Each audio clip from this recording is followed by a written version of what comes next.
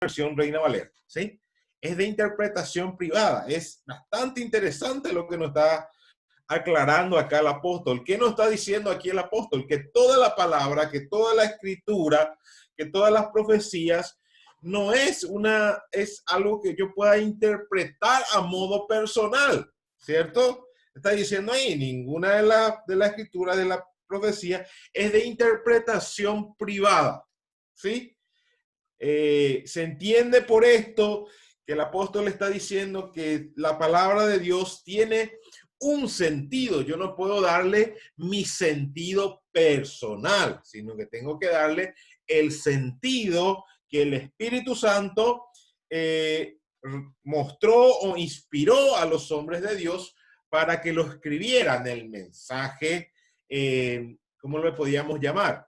El mensaje concreto del Espíritu Santo a través de la palabra de Dios. Y eso vamos a ir entendiendo de a poquito hoy. ¿Sí? Para ir haciendo una introducción, para dándole la bienvenida a Andreita también de paso. Estamos hablando venimos estudiando un poquitito todo lo que tenía que ver con revelación y explicamos lo que era la revelación a la luz de la Biblia. Entendíamos qué significa revelación, y si existe revelación hoy, ¿cierto? Después mi esposa te va a pasar los materiales para que lo puedas leer. Y hicimos la introducción acerca de la interpretación, acerca de interpretación bíblica.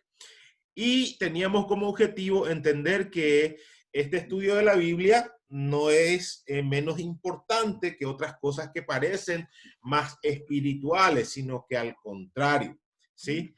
La palabra de Dios, el estudio profundo de la palabra de Dios es supremamente importante. ¿Por qué? Porque muchos hoy opinan, creen y piensan que no es tan importante estudiar la palabra de Dios en todo su contexto histórico, en todo su texto, sino que es más importante evangelizar, es más importante hoy orar, ayunar, pero lo cierto y lo concreto es que ambas cosas son demasiado importantes, ni lo uno es más importante que lo otro, sino que ambos van de la mano.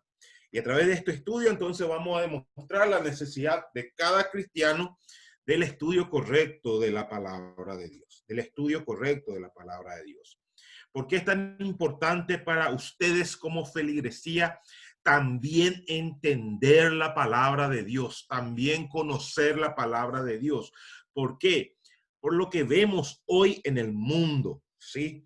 Hoy vemos muchas personas que manipulan la escritura, que le dan una interpretación privada a las escrituras, es decir, una interpretación personal a las escrituras, y a través de eso, ¿sí? Muchos como que acomodan la Biblia para lograr un objetivo concreto, o decir que ese mensaje viene de parte de Dios. Entonces, por eso es importante también que cada cristiano tenga una base importante sobre el estudio y el conocimiento de la palabra de Dios. Así terminábamos la clase pasada y decíamos, muchas iglesias parecen pensar que estudiar la Biblia en su texto, contexto, cuestiones gramaticales, datos y aspectos históricos parecen no ser espiritual. Y afirman, Dios nos ayuda a entender lo que dice la Biblia.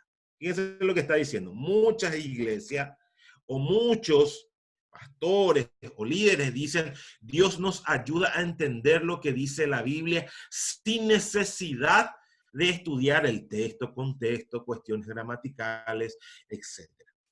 Estudiamos esto, lo analizamos y terminamos diciendo en la clase anterior que realmente esto no es tan así. Pensamientos como estos y otras creencias erradas son las que nos han llevado mucho a la mala interpretación bíblica. ¿Sí? Y dábamos algunos ejemplos y dejábamos unas tareas. Dábamos algunos ejemplos de ciertos pasajes que muchos utilizan, ¿cierto? Y que muchas veces se saca de contexto para buscar algo. ¿Cómo? ¿Alguien habló? para buscar, ¿verdad? Como que justificar mi idea o lo que yo estoy queriendo. Esto también es muy importante, ¿sí? Porque muchas personas tratan de justificar ciertas cosas en la palabra de Dios. Entonces, como que buscamos algo, un pasaje que me lleva a como que a justificar eso que yo estoy deseando en mi vida. Pero a la luz de la Biblia y estudiando fondo a fondo nos damos cuenta que esto no es así. Por ejemplo, estudiamos estos ejemplos, poníamos 3 ejemplos. Todo lo que pidiereis al Padre en mi nombre os será hecho. ¿Se acuerdan? San Juan 14:13. Muchas personas dicen, bueno, porque la Biblia dice que yo todo lo que le pida al Padre en mi nombre, Él me lo va a tener que dar, ¿cierto? Porque ahí Él lo dijo. Pero si estudiamos el contexto y el completo, el texto completo de San Juan 14, sí, el Señor está hablando de que si oramos al Padre, que si nos ponemos de acuerdo, pero Él está diciendo que si todos lo hacemos conforme a la voluntad de Dios, entonces lo que pidamos al Padre en su nombre, Él nos lo dará. Entonces mucha gente utiliza este pasaje para justificar así sus deseos personales y como que Dios tiene que cumplir lo que yo estoy queriendo, ¿sí?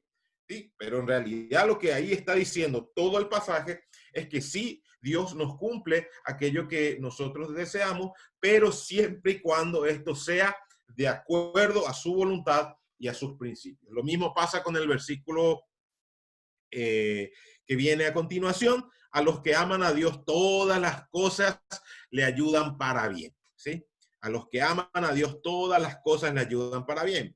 Pero si usted va a Romanos 8:28, Romanos 8:28 dice, mucha gente dice, ah, no, entonces todas las cosas me vienen bien a mí, todo siempre me tiene que ir bien, porque a los que aman a Dios, ¿cierto? Pero ¿quiénes son los que aman a Dios? ¿Mm? ¿Quiénes son los que aman a Dios? A los que, porque ahí dice, a los que aman a Dios. A esos que aman verdaderamente a Dios, todas las cosas le ayudan para bien. ¿Y quiénes son los que aman a Dios? Mami, habilita el micrófono porque yo estoy haciendo preguntas y un ratito.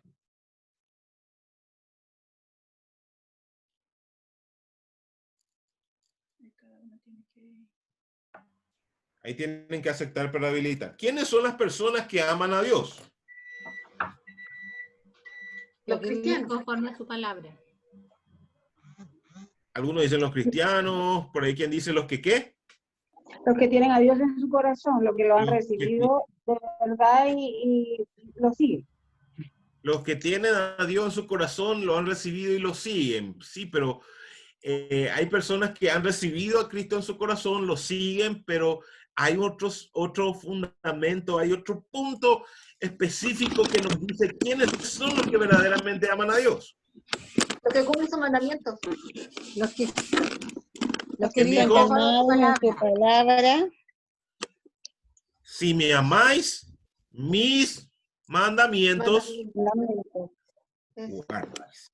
Los que aman a Dios son los que guardan los mandamientos de Dios y los cumplen. Esos son los que aman a Dios, ¿cierto? Eso nos dice el libro de Juan. Entonces, no es para cualquiera el que le va a ir bien, no es para aquel que dice, ah, porque yo creo que me va a ir bien, tipo el Chapulín Colorado, no me va a doler, no me va a doler, ¿cierto? No, hay un, como dice un ingrediente secreto ahí, ¿cierto? Pero a veces no se toma todo el texto de la palabra de Dios y como que la gente queriendo acomodar, ¿cierto? Entonces ahí tenemos otro pasaje, dijimos, mujer, he ahí a tu hijo, hijo, he ahí a tu madre. También es un pasaje muy controversial, ¿sí? Donde se apoyan en decir que ahí está el pasaje donde Jesús nombra a María madre de todos. Pero si nosotros vamos al contexto verdadero, Jesús está refiriendo específicamente al apóstol Juan, delegando la responsabilidad de su madre y el cuidado de su madre al apóstol Juan, ¿cierto?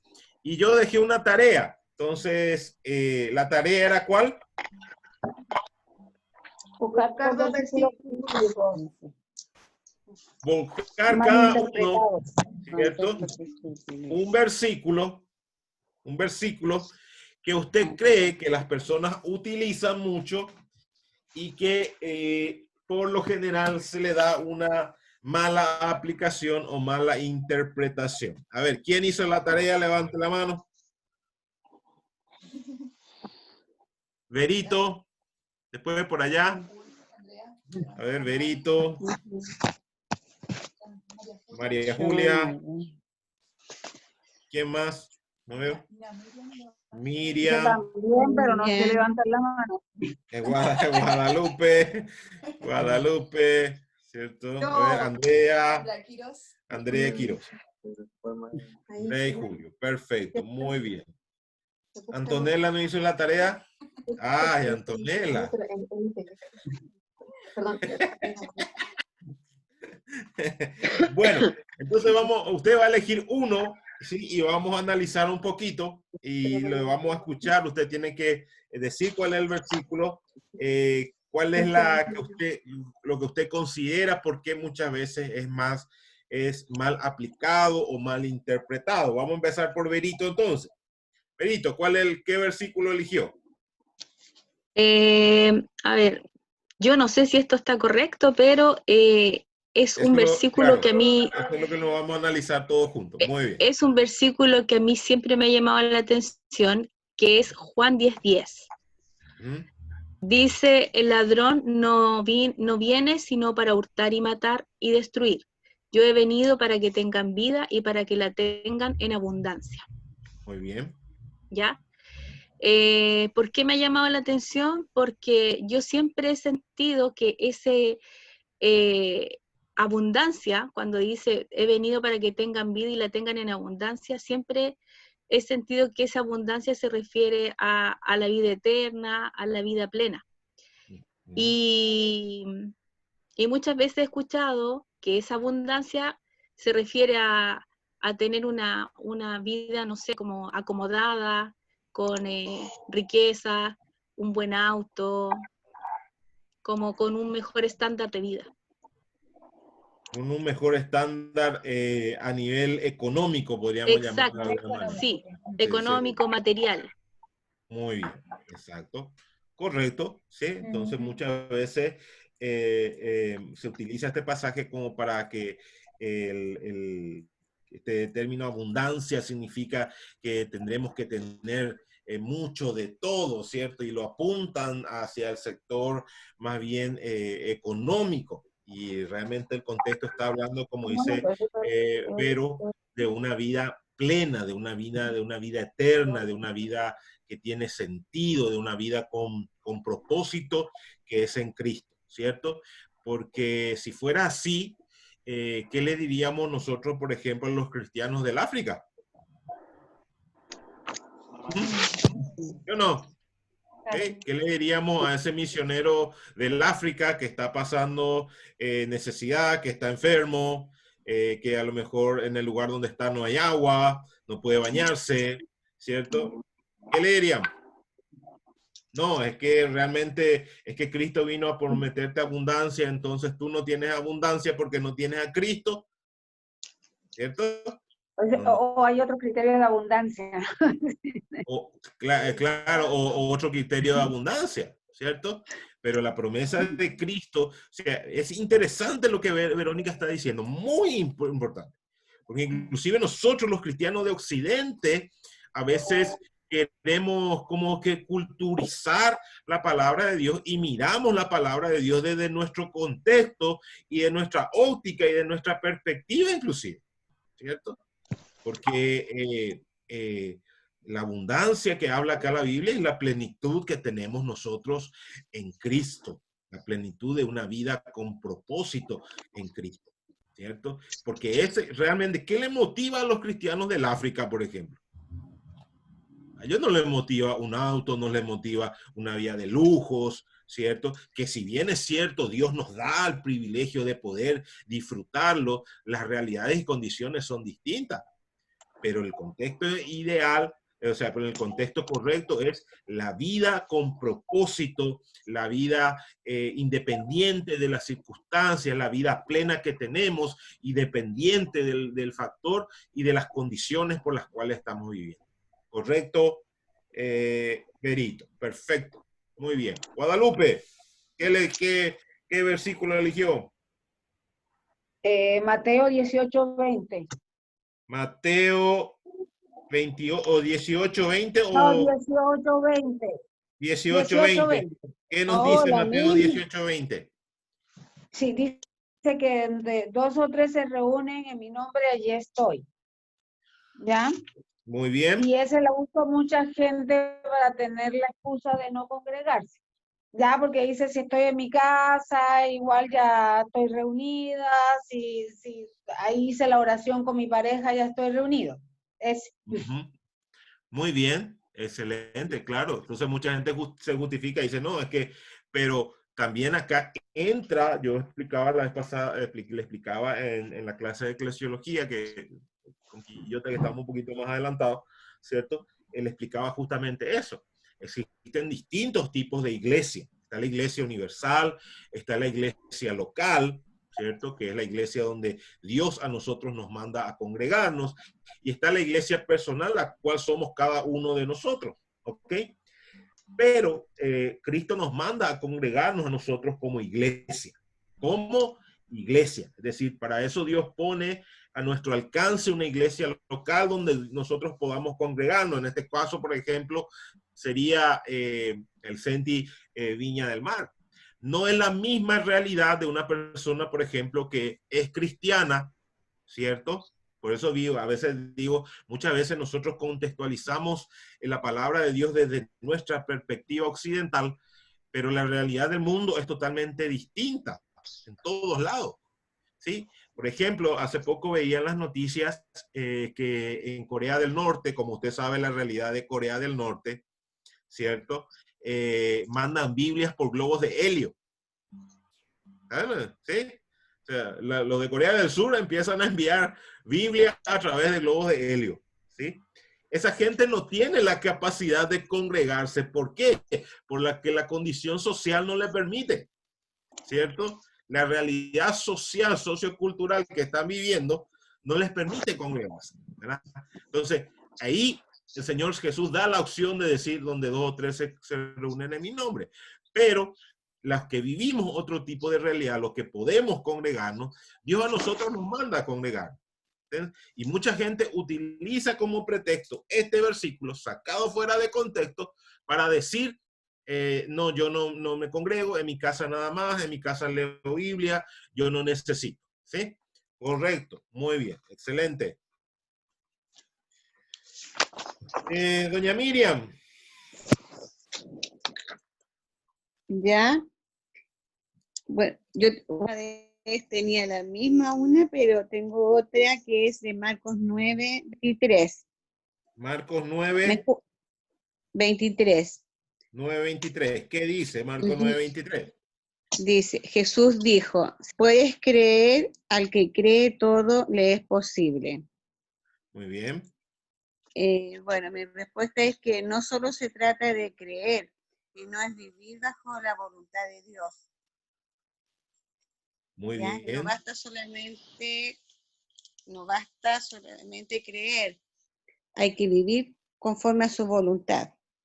Claro, excelente. ¿Por qué? Porque este versículo mal interpretado es la corriente del pensamiento positivista que hoy se mete en la iglesia. ¿Sí? ¿Cuál es el pensamiento positivista? Yo puedo, tú puedes, ¿cierto? Porque el que cree todo le es posible, entonces solo cree, ¿cierto? Te va a alcanzar, si lo que tú piensas, entonces eso será así, ¿cierto? Entonces esa corriente se ha metido también en la iglesia mucho. Muy bien, excelente. ¿Quién me falta? Andrea. Sí, iba a decir algo más. Sí. ¿Iba a La decir algo más, Miriam doña iba a decir Miriam? algo. ¿Iba a decir algo más?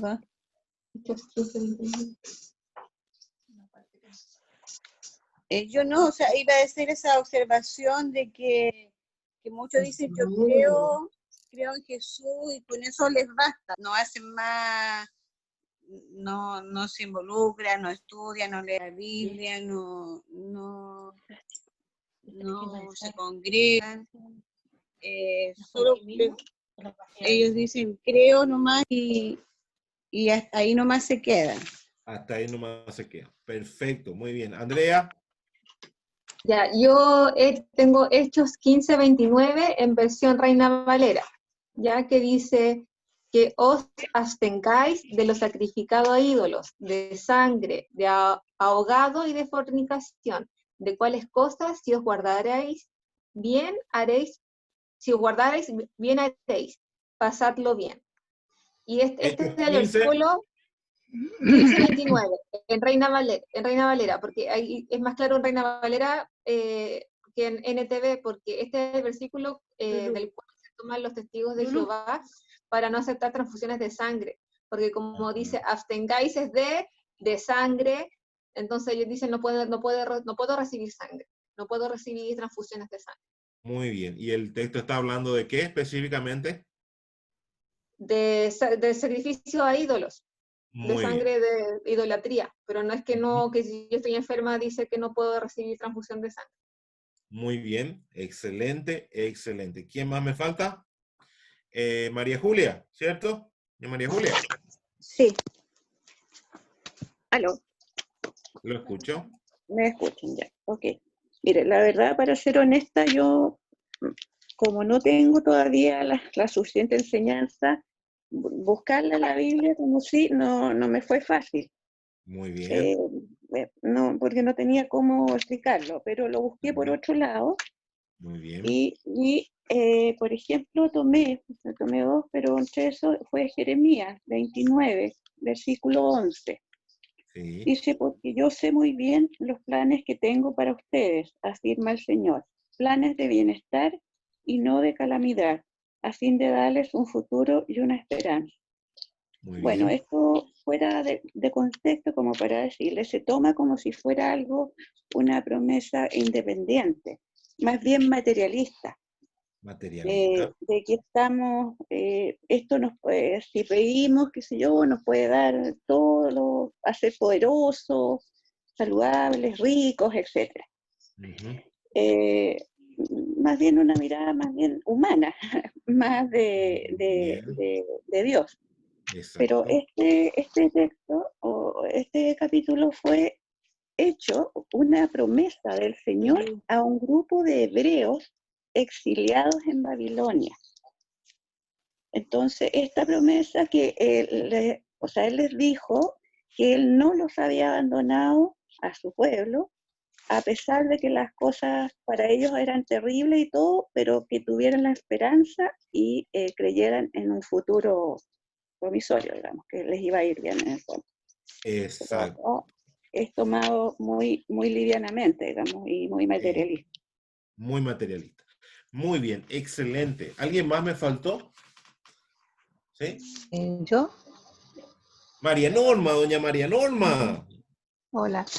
Mire, yo leí Mateo 7, versículo 1. Dice, no Mateo juzguéis. 7:1. Sí. Cuando Jesús habla de que no debemos juzgar a los demás. Muy bien. Entonces, el primer versículo dice, no juzguéis para que no seáis juzgados. Entonces, hay personas que hacen mal uso de este versículo, que a menudo lo utilizan como escudo para pecar. Poniendo una barrera para que las personas no los critiquen y entonces les permite justificar el modo en que viven, ¿ya? Sin ninguna consideración por sus límites a los que pueda llegar. O sea, ahí está la mala interpretación, ¿ya? Porque Jesús lo que se refería en realidad era porque debemos primero mirarnos a nosotros mismos antes que criticar a los demás, porque Jesús también habla de eso, de que no debemos ser hipócritas, que tenemos que mirar la paja que tenemos en nuestro ojo primero. Eso. Exacto, así mismo es. Muy bien, excelente, porque muchos dicen, no, entonces nadie puede juzgarme, nadie puede decirme nada, pero cuando vamos a la palabra de Dios, Dios nos marca un parámetro como un modelo, como un estándar de vida que nosotros los hijos de Dios debemos seguir, ¿cierto? No es que yo tengo ese libertinaje en Cristo y puedo hacer lo que quiero y nadie puede juzgarme entonces, no, la palabra de Dios en ningún momento está diciendo eso. En cambio, Cristo mismo el apóstol nos dice más adelante que juzguemos, pero juguemos con justo juicio y con mansedumbre las cosas, ¿sí? Pero las cosas que están mal hay que llamarlas por su nombre. Excelente, muy bien. Lo que yo quería era que usted haga trabajar un poquitito su cerebro, ¿cierto? Sí, haga trabajar su cabeza. Era la idea de dejarles un poquitito la tarea acerca de la interpretación. Porque como leíamos al principio, muchas de esas interpretaciones son netamente humanas, netamente porque yo entiendo así. Te va a escuchar mucho. Yo entiendo así, ¿verdad? Esto es lo que yo creo, lo que yo pienso, ¿cierto? Me parece a mí. Y ese es, no es correcto en la palabra de Dios, porque la palabra de Dios tiene una enseñanza y un propósito. Y dice el apóstol que esta interpretación no es privada. O sea, no es que yo entiendo como yo quiero y aplico como yo quiero y esto es lo que yo entiendo. Y así me parece a mí y inclusive, así me enseñaron, ¿cierto? Entonces, hasta ahí inclusive la palabra de Dios hace un corto muy fuerte en nuestra vida, ¿sí? Yo, por ejemplo, a una persona le decía, mirad, que me decía, es que a nosotros nos enseñaron siempre así, ¿cierto? Toda la vida nos enseñaron así. ¿Por qué cambiar ahora? Pero resulta ser que, si acá hay profesora, Vero es profesora, ¿cierto? ¿Cierto? Sí. Yo siempre doy este ejemplo y digo, mira, si toda la vida te enseñaron que 3 más 3 son 5, no significa que ¿qué? Que sea correcto, ¿sí o no? Por más que toda la vida te hayan enseñado que 3 más 3 son 5 o toda la vida se haya enseñado así, no significa que esté correcto. Por eso es importante estudiar a profundidad, ¿sí? Y muchas veces nosotros hemos creído muchas cosas durante mucho tiempo que si nos vamos a la palabra de Dios y entendemos un poquito la palabra de Dios, nos damos cuenta de otro trasfondo y otra verdad totalmente distinta. Entonces eso es importante también poder entenderlo, ¿ok? Entonces, uno de los principios básicos del protestantismo, ¿se acuerdan del protestantismo? Protestantismo de Lutero, hablamos esto, lo que siguieron el estudio de las 7 iglesias, recordemos, hicimos un repaso de historia en el estudio de una de las iglesias, y hablamos acerca de esto. Uno de los principios básicos del protestantismo, la época de Lutero, Calvino, entre otros, era que la Biblia no estaba al alcance de todos. En primer punto, ¿sí? La palabra de Dios no estaba al alcance de todos. Solo lo tenía la Iglesia Católica y solo existía en latín. En la iglesia de aquel entonces, fíjense lo que dice, la interpretación bíblica solo se otorgaba a los intérpretes oficiales y la doctrina era establecida por la iglesia y no por el que la leía, ¿sí?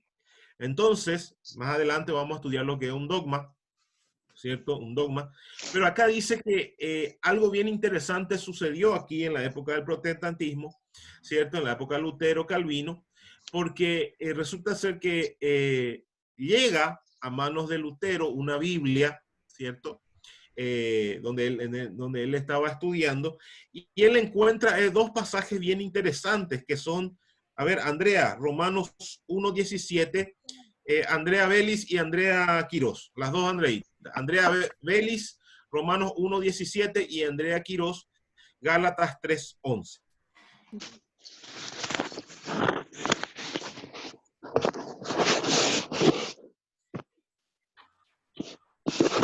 Y el gran problema era que la Biblia no llegaba a todo el mundo, ¿sí? Y nadie tenía acceso a la Biblia. Y aquel que tenía una Biblia, ¿cierto? Y la leía, ¿cierto? Era considerado inclusive hereje, ¿cierto?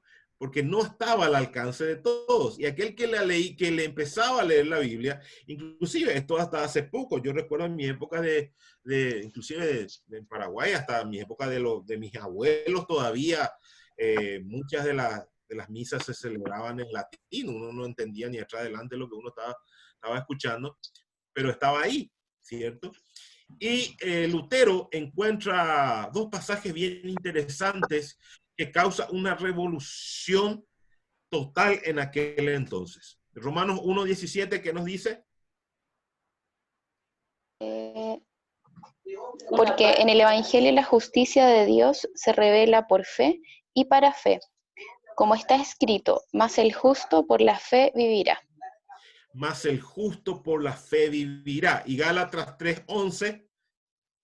Queda claro entonces que nadie puede hacerse justo ante Dios por tratar de cumplir la ley, ya que las escrituras dicen, es por medio de la fe que el justo tiene vida.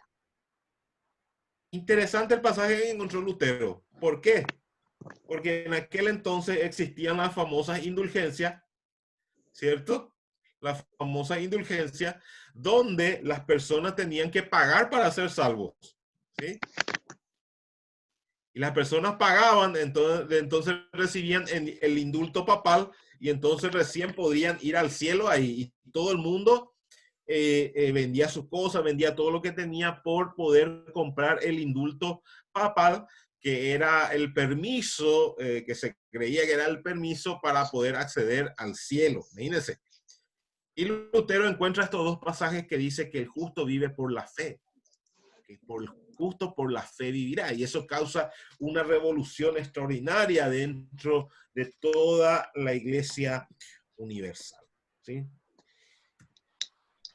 Entonces, decíamos recién que en ese entonces la palabra de Dios era solamente interpretada por algunas personas que tenían la autorización de hacerlo.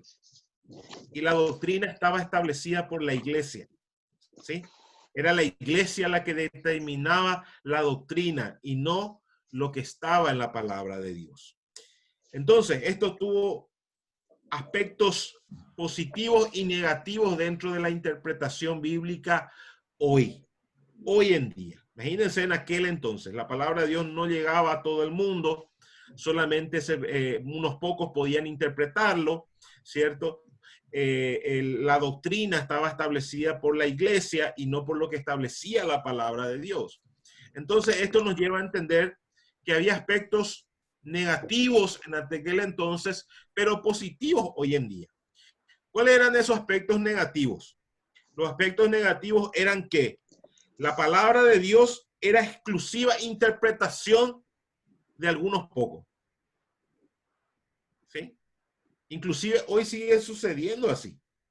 Nadie puede pensar diferente a lo que piensa el líder, por ejemplo, o el pastor. Nadie puede creer algo diferente. Si él lo dice es por algo. No. ¿Sí? Anteriormente dice, el aspecto negativo que se tenía con la palabra de Dios es que era de exclusiva interpretación. Nadie podía debatir sobre que si era o no era correcto. Estaba disponible solamente para los líderes de la época. No todo el mundo tenía acceso a la palabra de Dios. Tercero, estaba prohibida su lectura común. Ya no se podía leer en público, ¿cierto? Y esto trajo un periodo ¿cómo lo llamaría yo?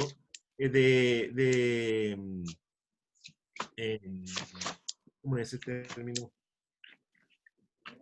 Ignorancia. Oscurantismo. Como de oscurantismo, como de Ceguera.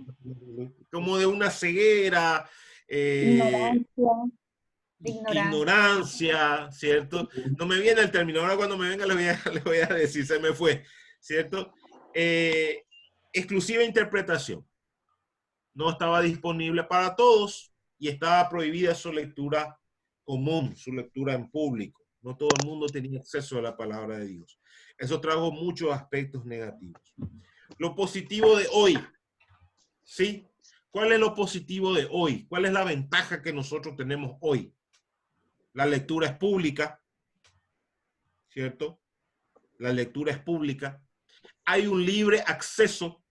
Hoy sigue siendo la palabra de Dios uno de los libros más vendidos, ¿cierto? A pesar de tener más de 2000 años, sigue siendo la palabra de Dios uno de los libros más vendidos, no solamente por la parte religiosa, sino por todo la forma en que está escrita, ¿cierto?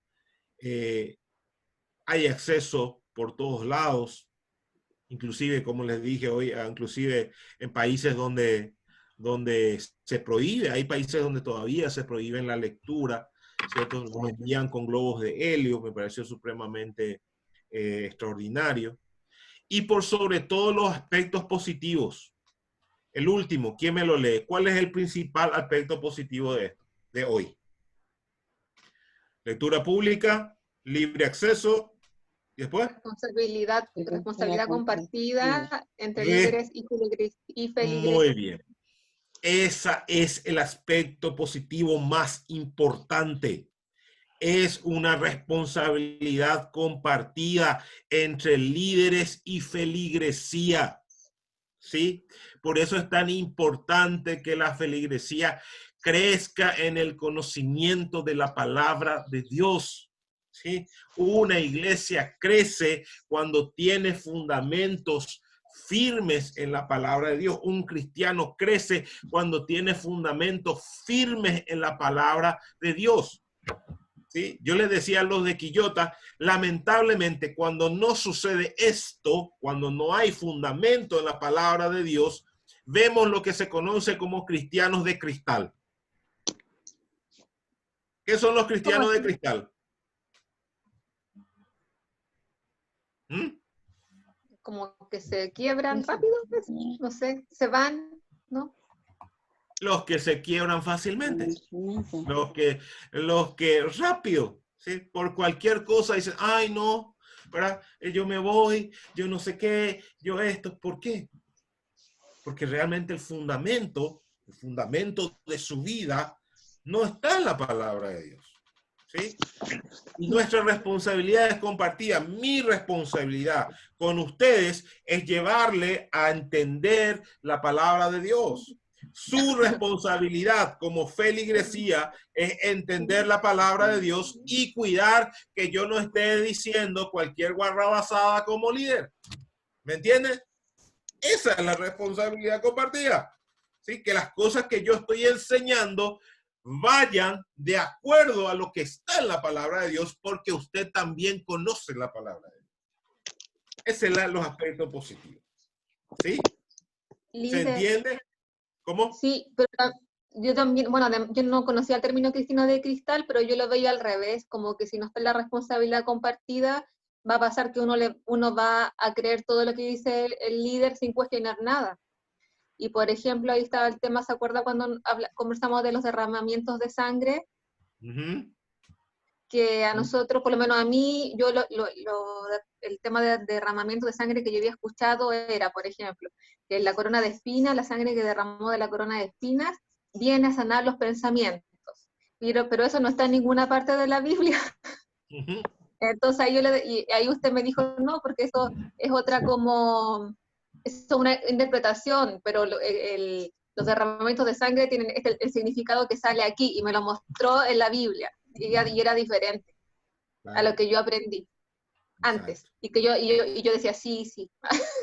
Pero ninguna parte de la Biblia dice que la corona de espinas significa, la sangre de ahí significa que es para sanar los pensamientos. Por ejemplo. Exacto.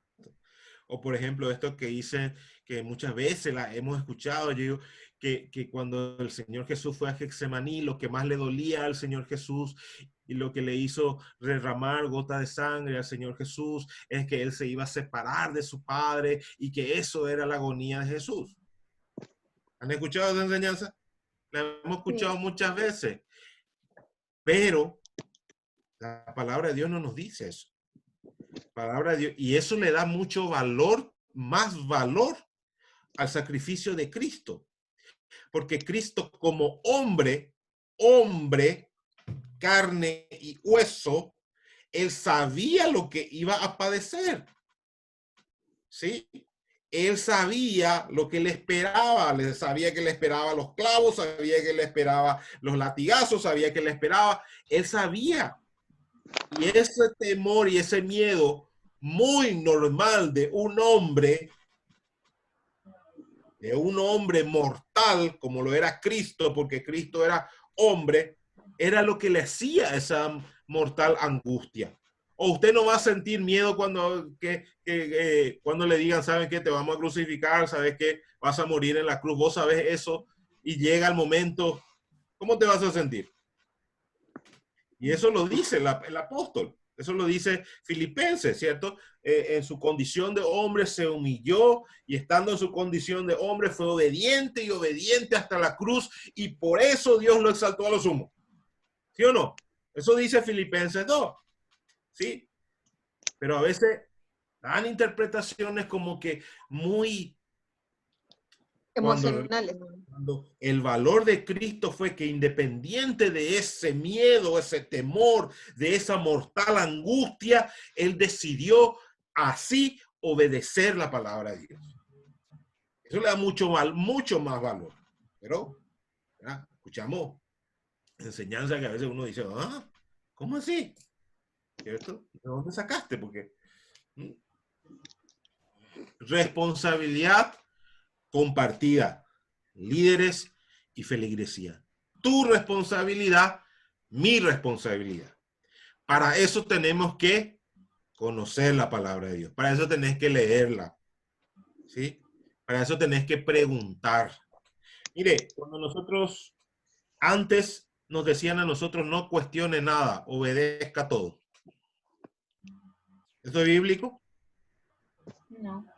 ¿Ah? ¿Qué dice usted? No cuestione nada, obedezca todo. ¿Qué dice usted? ¿Es bíblico? No. No. Cuando fuimos a la universidad nos decían, cuestionen todo, piensen siempre, analicen todo. Gran diferencia, ¿cierto? ¿Cierto? ¿Sí? Y eso es lo que yo quiero. ¿Sí? Yo siempre dije, yo no quiero discípulos borreguitos. A mí no me interesan los discípulos borreguitos. ¿Qué es un discípulo borrego? ¿Qué entiende usted por discípulo borrego? Que no cuestiona nada. ¿Eh? Lo que dice sí a todo. No cuestiona nada, Luego, no se pregunta nada. los borregos son ciegos y tontos, dicen. ¿Verdad? No cuestiona nada, no pregunta nada, no. ¿Sí? No. A mí me gustan los discípulos que preguntan, que analizan, y de usted por qué dijo esto, de por qué, dónde dice esto, deme un argumento. Esos son las personas que realmente tienen ejercitado su discernimiento espiritual, tienen ejercitado su mente y su desarrollo espiritual. O cuando usted tiene un hijo, no le va a preocupar que su hijo no hable, no pregunte. ¿Ah? Claro, hijo va a preguntar, va a querer hacer, va a cuestionar, va a decir por qué. Y nosotros tenemos que tener la respuesta para ello, ¿o no? Lo mismo pasa con nuestra vida espiritual.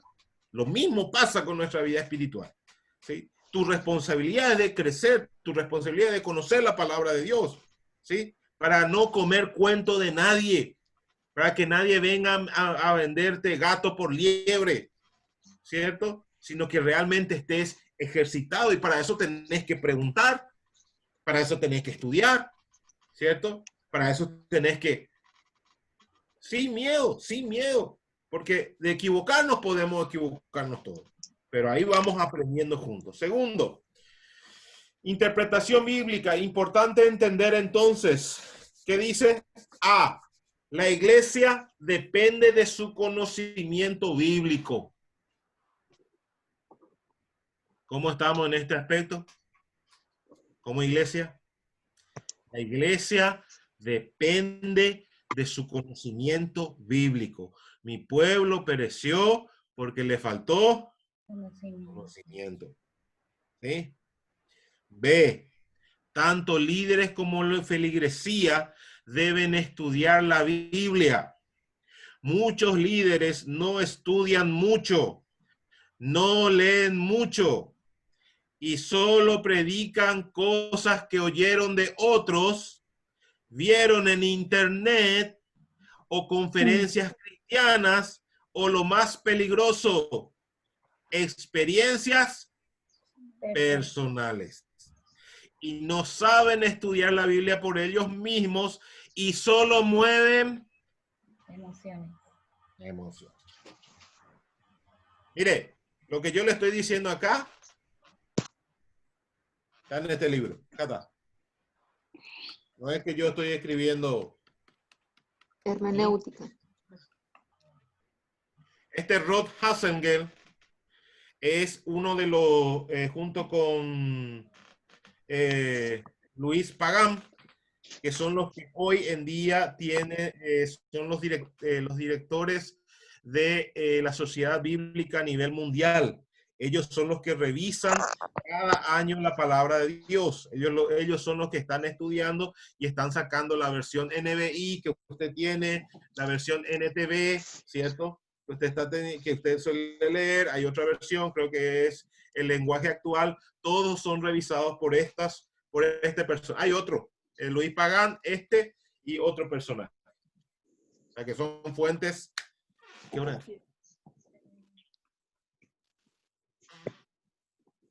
Ya, perfecto. Vamos a terminar acá entonces.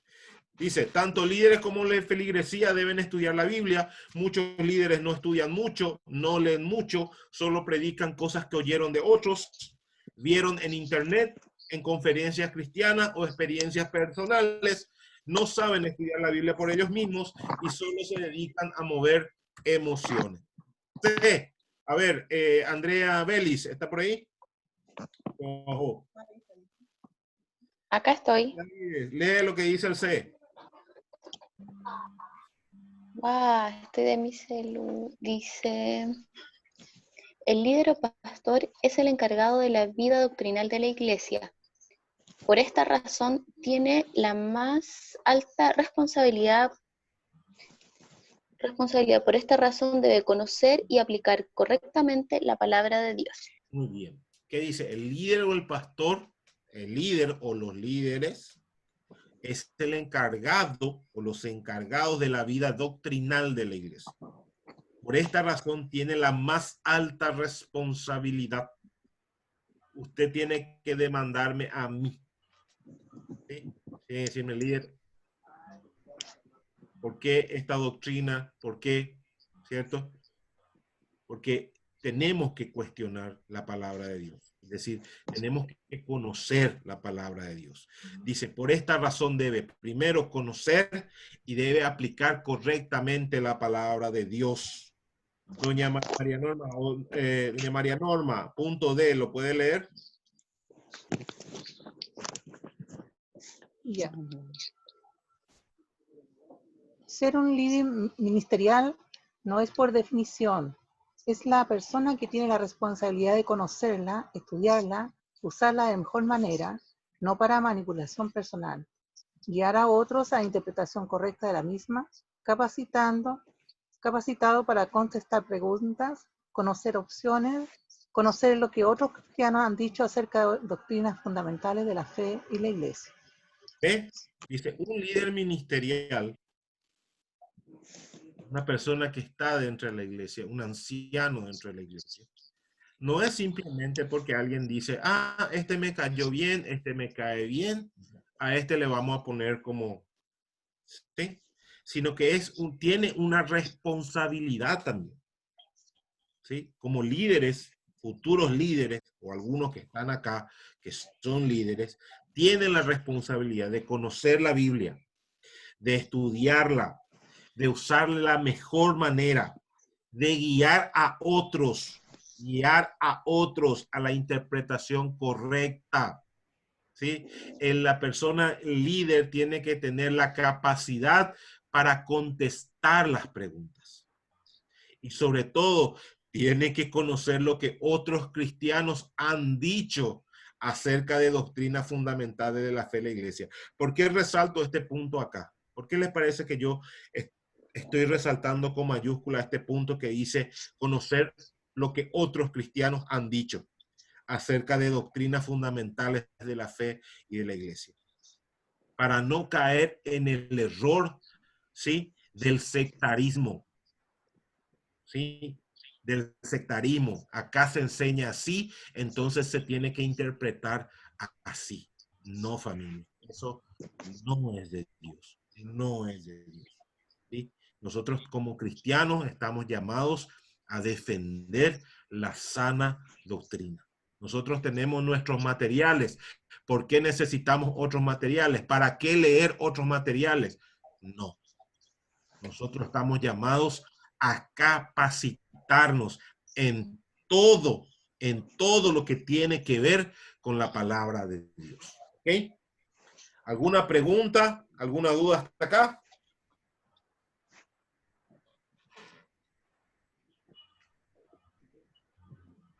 Líder del libro que mostró esos autores, porque me perdí, es como una recomendación para nosotros. ¿Qué era eso? No, le estoy diciendo que esto que yo estoy enseñando no lo estoy sacando de una interpretación personal mía. Ah, ¿Sí? viene ya. Se basa en los que revisan. Exacto. Exacto. ¿Sí? Siempre es bueno que usted revise, ¿cómo es que se llama esto? La biografía. ¿Sí? Bibliografía, la bibliografía de todo lo que usted está leyendo. De todo lo que usted está leyendo. ¿Sí? Para que sepa que usted no solamente lo que está enseñando está basado en su interpretación personal, sino que realmente hay una serie de ¿cómo se llama?, de herramientas o de dónde usted está tomando la base de esa enseñanza. ¿Entiende? Eso es importante que usted también aprenda. ¿Ok? ¿Alguna pregunta, familia? ¿Hasta acá? Ya mi esposa me dice, oramos. Terminamos ya, No, ya terminemos. yo digo por el tiempo.